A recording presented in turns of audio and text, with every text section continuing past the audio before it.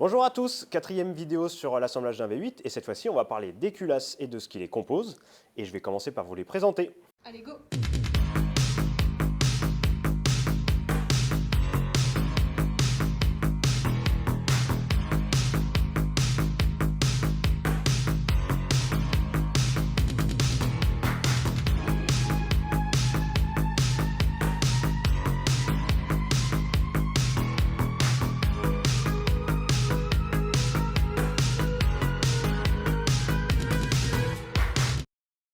Ces fameuses culasses, alors c'est des culasses de la marque Indy Cylinder Head avec le modèle 440-1 et en version 345cc. Beaucoup de culasses aftermarket sont nommées comme ça. C'est en réalité le volume des conduits d'admission et ça permet en fait de classifier les culasses et de pouvoir les sélectionner en fonction de l'usage que vous allez en faire de votre moteur. En tout cas, ça n'a rien à voir avec le volume de chambre de combustion qui, sur ces culasses-là, est aux alentours de 75cc, mais ça, on vérifiera ça par la suite. Les spécificités de ces culasses-là. Première chose, elles sont avec un montage type max wedge au niveau de l'admission. Grosso modo, les conduits sont beaucoup plus gros, ils sont aussi un peu rehaussés, ce qui permet d'avoir un angle plus doux et ça favorise les flots. Même chose côté échappement, ils sont aussi rehaussés. Donc évidemment, sur ces culasses-là, au niveau de l'admission et au niveau des collecteurs d'échappement, ça sera des pièces particulières et spécifiques à ces culasses-là. Deuxième particularité, c'est au niveau des basculeurs. Alors je vous en avais déjà parlé. Autant sur le basculeur côté échappement, c'est très similaire à ce qu'on a trouvé d'origine, donc le basculeur est droit. Autant sur le basculeur d'admission, il y a ce qu'on appelle un offset, donc le basculeur est en Z. Et ça pour deux raisons. La première, c'est pour pouvoir laisser passer la tige de culbut, puisque les conduits d'admission étant beaucoup plus grands, il n'y a plus la réservation dans la fonderie d'origine, et donc la tige est un peu décalée. La deuxième raison, c'est puisque les soupapes sont beaucoup plus grands en diamètre, leurs anthrax ont été légèrement augmentés pour éviter que les soupapes se chevauchent. Dernière particularité, c'est au niveau de l'alimentation en huile sur ces culasses. D'origine, l'huile passe par un conduit qui est situé entre les deux conduits d'admission. Évidemment, là, comme les conduits sont plus gros, il n'y a plus la place de percer un conduit. Et donc, on va alimenter en huile les culasses par des galeries externes. Voilà, vous en savez un petit peu plus sur ces culasses-là. Comme je vous l'ai dit, les culasses sortent de rectif, en tout cas de la première étape de rectif. Donc, on va commencer par vérifier ce qui a été fait. Ce que j'ai demandé à mon usineur de faire sur ces culasses. Donc pour commencer, il a changé les guides de soupape, qui avaient un petit peu trop de jeu. Comme on installe des soupapes neuves, je lui ai demandé à ce que les sièges de soupape soient rectifiés de façon à rendre étanches les soupapes neuves sur les anciens sièges. Il a fait ce qu'on appelle une rectification en 3 angles sur les sièges de soupape. Ça permet de favoriser les performances au niveau des flots des culasses.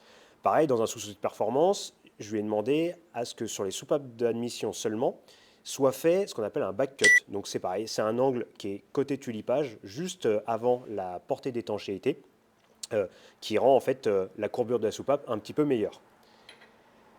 Pour vérifier ce qui a été fait, au niveau du guide de soupape, c'est relativement compliqué puisque l'usineur, lui, a des guides ou des piges de calibrage. Généralement, quand c'est fait par une machine, c'est à peu près bon partout. Donc on peut mettre les soupapes dedans et voir au feeling si elles bougent beaucoup ou pas. Mais hormis faire ça, c'est compliqué de faire un contrôle concret. Une technique consiste, sur les culasses d'origine surtout, à mettre la soupape à l'intérieur du guide, de la faire sortir d'une certaine valeur et de mettre un comparateur sur le côté et de la bouger en latéral. Alors c'est une valeur, enfin c'est des valeurs qui existent sur des bouquins techniques d'origine. Malheureusement sur des culasses aftermarket comme ça et perfo, c'est difficilement réaliste les chiffres qu'ils donnent puisque la soupape est beaucoup plus longue, le guide est souvent très court, il est aussi beaucoup plus loin puisque le conduit est plus gros. Donc en fait, ça a tendance à accentuer énormément le jeu et on a tendance à se dire que le guide est mort alors que ce n'est pas le cas. Donc voilà, donc hormis le mettre en place comme ça et le bouger en latéral, on peut difficilement faire beaucoup mieux. Par contre, ce qu'on peut vérifier, c'est l'étanchéité qui a été faite justement sur la rectif des sièges. Et donc pour faire ça, la meilleure solution, c'est de marquer le siège avec un peu d'encre. Alors vous pouvez le faire avec un stylo ou alors il existe des tampons, enfin en tout cas il existe des encres exprès pour faire ça, bleu de méthylène ou là il est rouge mais c'est la même chose. Il suffit de faire un tour avec cette encre, vous marquez la portée comme ça. Hop.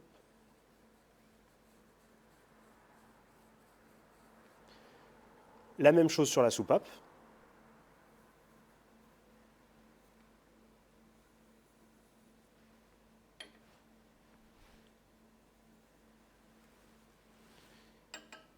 Il faut laisser bien sécher, évidemment. Une fois que c'est bien sec, on peut mettre la soupape à sa place, avec une ventouse pour faire les rodages de soupape. On fait quelques coups, jusqu'à ce que ça fasse plus de bruit. Pas fort, hein.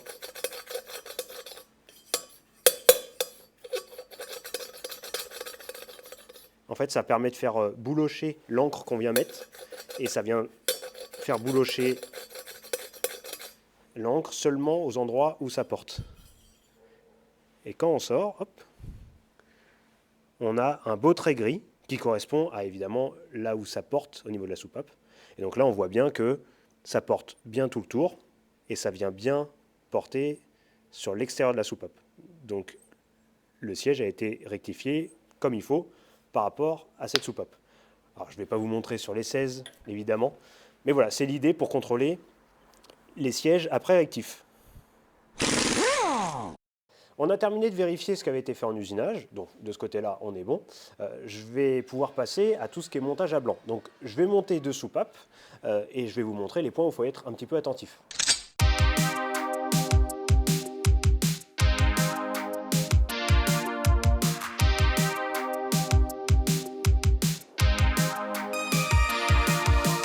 Ça y est, tout est en place. Je vais déjà commencer par vérifier s'il n'y a pas d'interférence entre le basculeur et la coupelle de retenue de ressort. Donc, ce qu'il faut faire, c'est centrer avec le rouleau le basculeur sur la queue de soupape et venir regarder sur le dessous qu'il n'y ait pas d'interférence et surtout qu'il y ait suffisamment de jeu. Donc là, moi, je vois bien qu'on est bien large.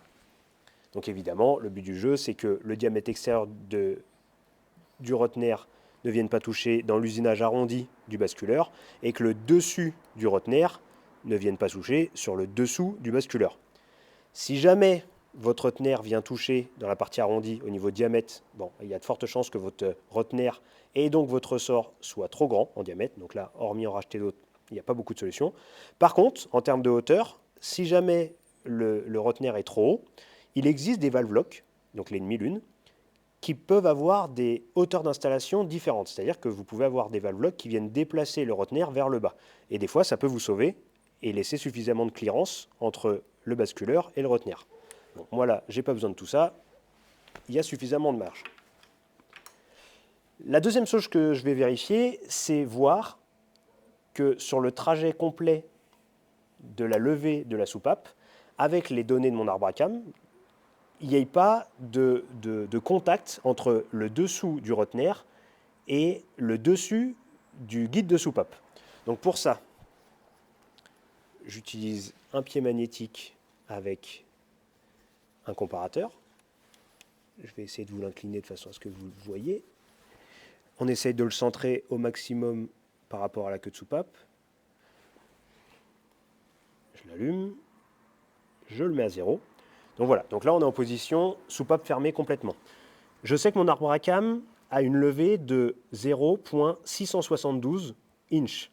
Donc je vais aller voir en appuyant sur la soupape à 0,672. Là on est à 642, 650, hop, un peu passé. Bon, là je suis à 674, bon, on n'est pas à 2 millièmes près. Et donc là j'ai moyen de voir le jeu qu'il y a entre le dessous du retener et mon guide de soupape. Et je vois bien que j'ai largement la marge, je dois avoir au moins 8 mm. Évidemment, je peux aussi aller jusqu'à appuyer en contact quasiment complet Donc là, je suis en contact complet. Là, je suis à toucher le retenir sur le guide de soupape. Je vois la cote que j'ai, donc 955. Et si je soustrais les 672 au 955, bah, j'ai ma cote de jeu qu'il y a. Donc là, je sais bien que j'ai largement assez de jeu pour avoir la place de mettre mon joint de queue de soupape et que j'aurai jamais de blocage mécanique.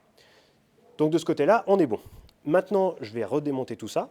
Je vais vous montrer comment mesurer la hauteur d'installation des ressorts de soupape et on va parler un peu plus en détail justement de ces fameux ressorts qui sont très importants.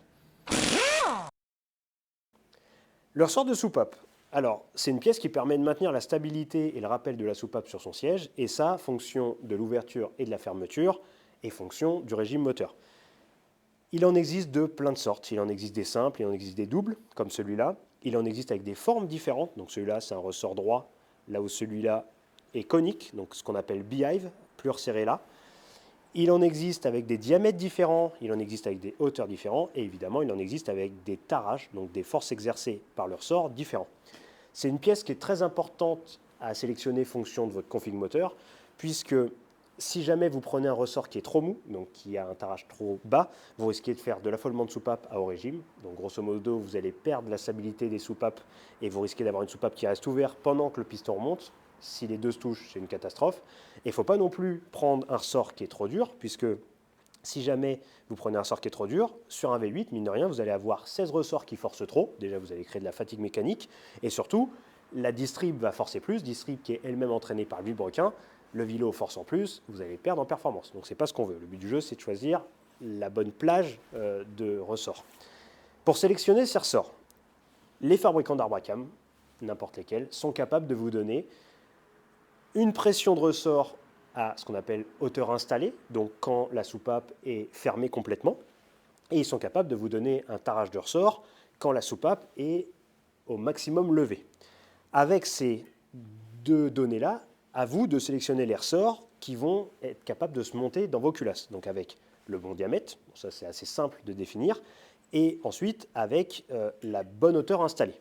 Donc c'est ce qu'on va faire. Je vais déjà mesurer la hauteur installée sur ces culasses-là. Je vais vous montrer comment faire et je vais voir si les ressorts que j'ai sélectionnés vont aller comme il faut dans mes culasses. Je vais monter une soupape d'échappement. Je vais mettre en place le Spring Locator. C'est une rondelle en acier dur d'appui. Toutes les culasses à lui en sont équipées. Ça évite que le ressort vienne creuser dans l'aluminium. Je monte l'outil à la place du ressort, le retenir, les deux valves lock,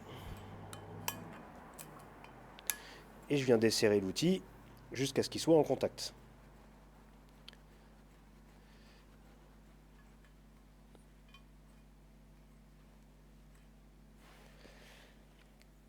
J'ai plus qu'à lire la cote de hauteur installée.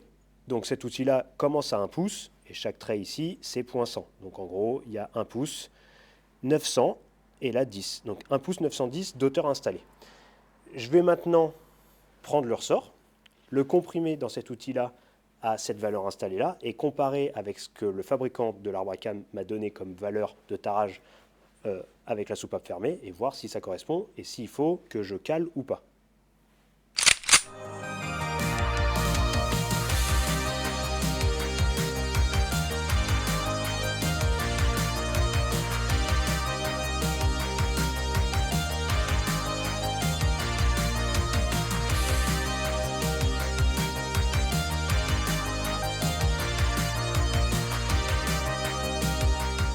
Le ressort est installé dans la machine qui permet de contrôler le tarage des ressorts.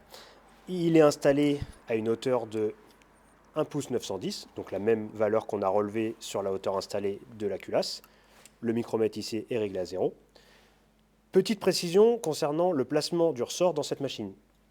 Il est très important de mettre le ressort dans la machine avec le retenir que vous avez utilisé sur votre moteur, puisque autant la hauteur installée du ressort extérieur est relativement simple à contrôler, autant celle de l'intérieur est plus délicate puisque au niveau du retenir, il y a une petite marche et donc forcément le ressort intérieur va être un tout petit peu plus comprimé, mais ça va être suffisant pour avoir un changement au niveau de la lecture du tarage de ressort. Donc là, avec cette hauteur installée là, on a à peu près 240-245 livres installés, sachant que le fabricant de mon arbre à cames m'a préconisé d'avoir une hauteur installée, un tarage de hauteur installée à 250-260 à peu près. Donc on est un petit peu en dessous. Ce que je vais faire maintenant, je vais contrôler la valeur en pleine ouverture. Je vais prendre mon pied à coulisses, je vais le mettre à 0. Donc là, rappelez-vous, j'étais à 1 pouce 910, c'était ma hauteur installée. Je vais soustraire la pleine ouverture de mon arbre à cames, donc à savoir 0.672. Donc je vais mettre 0.672 sur le pied à coulisses, si j'y arrive.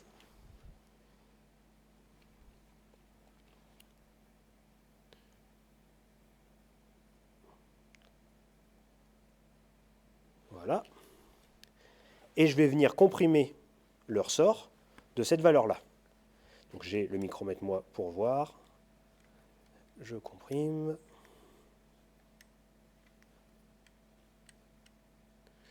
Je pense que là, encore un tour. 672. Je vais juste contrôler que je suis à la bonne hauteur. Je suis pile poil. Là, je vais pouvoir lire ce que le ressort a comme tarage à cette hauteur-là. Et donc là, on est à 610 livres en pleine ouverture. Là encore, mon fabricant d'arbre à cames m'a demandé d'avoir un tarage qui est compris entre 615 et 625 livres. Donc encore une fois, on est un tout petit peu en dessous. Maintenant, ce que je vais faire, c'est que je vais repartir, recalibrer à 0 mon pied à coulisses.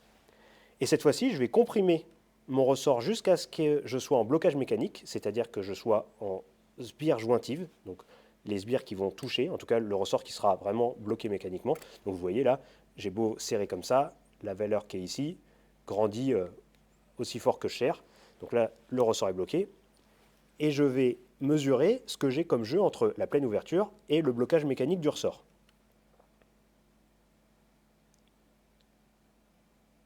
Hop. Donc là, je suis à 0.100 inch de jeu entre la pleine ouverture et le blocage mécanique du ressort. Alors, sur un moteur dit standard, évidemment, il ne faut pas que vous soyez en blocage mécanique au niveau du ressort, mais cette tolérance-là n'est pas très importante. Du moment que vous n'avez pas de blocage, c'est pas grave. Sur un moteur perfo, il est important de limiter ce jeu-là. En réalité, plus vous avez de jeu entre la pleine ouverture de votre ressort et justement le blocage mécanique, plus à haut régime, vous allez avoir un ressort qui aura tendance à danser. C'est-à-dire que les sbires au milieu auront trop de jeu et vous allez avoir des mouvements d'oscillation comme ça, ce qui va accentuer la perte de contrôle, encore une fois, au niveau des soupapes et qui risque de créer un mouvement de va-et-vient sur la queue de soupape. Donc ça peut entraîner, encore une fois, des fatigues mécaniques et même des casses. Donc on va essayer de limiter ça. Là, 0.100, pour mon usage, me paraît un peu trop. Donc je vais, je pense, soustraire à cette cote-là à peu près 0.030 inch. Et donc le but du jeu, ça va être de caler ma hauteur installée de 0.030, puisque rappelez-vous, j'étais donc à 1 pouce 910, donc je vais aller à 1 pouce 880, donc moins 0.030, de façon à récupérer un petit peu de tarage partout, puisque mon ressort va être un tout petit peu plus comprimé partout, donc récupérer les valeurs de façon à être plus en adéquation avec ce que le fabricant d'arbre à cames m'a demandé, et de réduire un petit peu le jeu qu'il y a entre la pleine ouverture et le blocage mécanique du ressort. Donc pour caler notre ressort à la bonne hauteur, pour récupérer la valeur qu'on veut, il existe des cales de réglage, il en existe de plein de diamètres, etc. Et surtout de plusieurs épaisseurs différentes. Donc là, j'ai en l'occurrence une 0.030 inch que je vais placer avant le spring locator. Je replace l'outil pour contrôler que ce que j'ai fait est bon.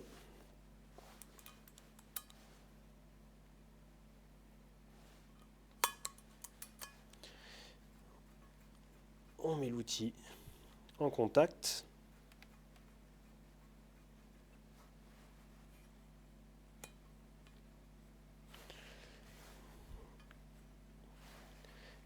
Et voilà. Et donc là, on a réduit 2.030. Et donc on est bien à 1 pouce 880. Donc maintenant, je vais refaire les hauteurs, exactement la même opération avec le ressort. Donc à 1 pouce 880 installés.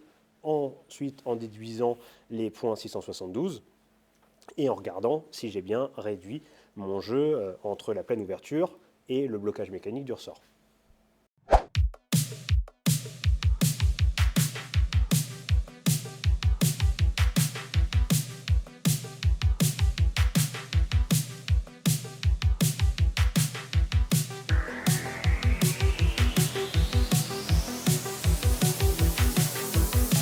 Voilà, j'en ai terminé avec les ressorts de soupape. Alors je sais que c'est une partie qui n'est pas forcément évidente à comprendre, mais je pense que c'est important de comprendre comment ça fonctionne.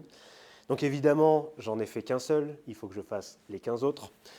Là pour l'instant, je vais démonter tout. Je vais remonter sur un seul cylindre les deux soupapes de façon à pouvoir fermer la chambre de combustion. Je vais sortir mon matériel de petit chimiste et je vais contrôler le volume des chambres de combustion. Donc je vais vous montrer comment ça fonctionne.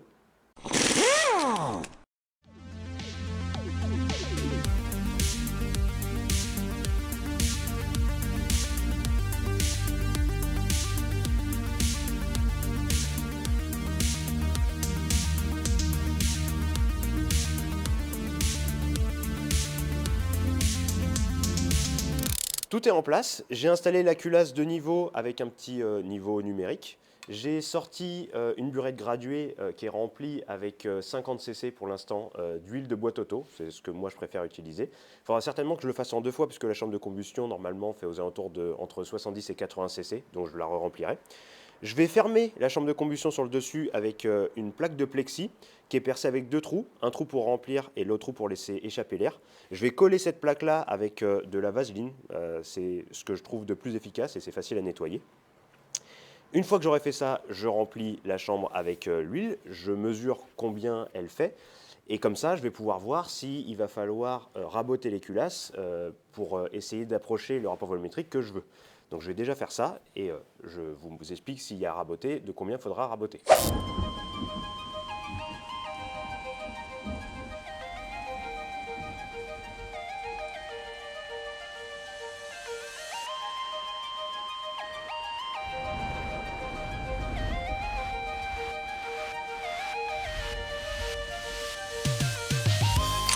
J'ai terminé de remplir la chambre de combustion de la culasse, donc j'ai mis une burette graduée complète donc de 50 cc, plus une que j'ai diminuée jusqu'à 27 cc, ce qui nous fait donc un volume total de chambre de combustion de 77 cc. Pour avoir le rapport volumétrique que je désire sur ce moteur-là, je voulais des chambres de combustion qui soient à 75 cc. Donc là, il y a 2 cc de trop. Et donc, il va falloir que je fasse raboter les culasses par mon usineur de façon à diminuer le volume de chambre de combustion. De combien je dois raboter ces culasses? Les fabricants des culasses sont capables normalement de vous dire que pour 1 cc retiré, il faut retirer une certaine épaisseur. Donc là, dans mon cas, ces culasses-là sont données pour 1 cc retiré, 6 millièmes retirés. Donc là, vu que je dois retirer 2 cc, il faut que je retire 12 millièmes. Évidemment, je vais faire ça sur les 8 chambres de combustion pour vérifier, et j'en aurai terminé avec cette étape-là. Pour conclure cette vidéo, je voulais revenir sur quelques points importants concernant les ressorts de soupape. Et oui, encore. Donc premièrement, pourquoi il est important de faire un relevé de tous les tarages de ressorts avant de les installer dans mes culasses? C'est parce que sur certains types d'arbres à cam, comme celui que je vais monter dans ce moteur-là, les ressorts de soupape ont tendance à beaucoup souffrir, et donc c'est une bonne idée d'avoir un relevé quand les ressorts sont neufs pour pouvoir suivre leur évolution au cours de la vie du moteur. Je vous montrerai par la suite comment contrôler ça quand tout est assemblé dans le moteur. Deuxièmement, sur les arbres à cam qui nécessitent un rodage d'arbres à cam, donc comme les arbres à cam avec des poussoirs plats hydro ou plats méca, si jamais votre fabricant d'arbres à cam vous demande d'installer des ressorts qui ont un tarage supérieur à 300-320 livres en pleine ouverture, il est important pour la phase de rodage seulement de mettre des ressorts qui sont plus mous. Alors sur des ressorts qui de base sont doubles, c'est assez simple, il suffit de retirer le ressort intérieur. Pour des ressorts simples qui sont trop durs, la seule solution, c'est de changer les ressorts pour la phase de rodage d'arbres à cam. Alors c'est fastidieux, mais c'est le secret pour un rodage d'arbres à cam réussi et que ça tienne dans le temps. Donc voilà, vous en savez un petit peu plus sur les culasses et les ressorts de soupape en général. Je vous remercie beaucoup d'avoir regardé la vidéo et je vous invite à nous suivre pour voir la suite du projet. Et je vous dis à bientôt.